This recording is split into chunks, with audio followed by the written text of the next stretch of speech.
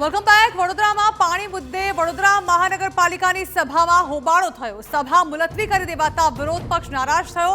વિપક્ષી કાઉન્સિલર્સે મેયર ઓફિસમાં ધરણા પર બેઠા છે। મેયરનો ઘેરાવ કરી વિપક્ષી કાઉન્સિલર્સે વિરોધ કર્યો। શહેરીજનોને પાણી આપવામાં પાલિકા નિષ્ફળ ગઈ હોવાનો આરોપ તેઓએ લગાવ્યો।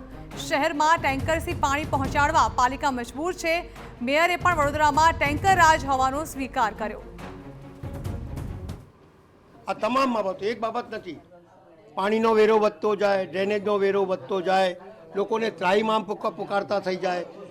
એક માણસ પોતાના એન્ક્રોચમેન્ટ માટે 25 ધક્કા ખાય, કોઈ વાત સાંભળવાની નહીં। બસ લૂંટાવા જાઓ કોર્પોરેશનને। એના કરતાં મરચાં લઈ આવો, તમારા માણસ મૂકો, આંખમાં મરચાં મારો અને લૂંટી લો।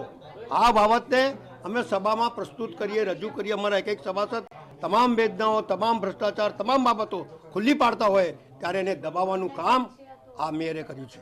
વડોદરા મહાનગરપાલિકા દ્વારા વડોદરા શહેરના વિકાસના વિષયમાં હોય કે પછી વડોદરા શહેરના નાગરિકોના કોઈ પણ પ્રશ્નોના નિકાલ હોય કે સમસ્યાઓના નિવારણ હોય તેના માટે 24/7 કામગીરી કરવામાં આવતી હોય છે। રોજે રોજ કોઈ જગ્યાએ પ્રોબ્લેમ હોય, રજાના દિવસે પણ કામગીરી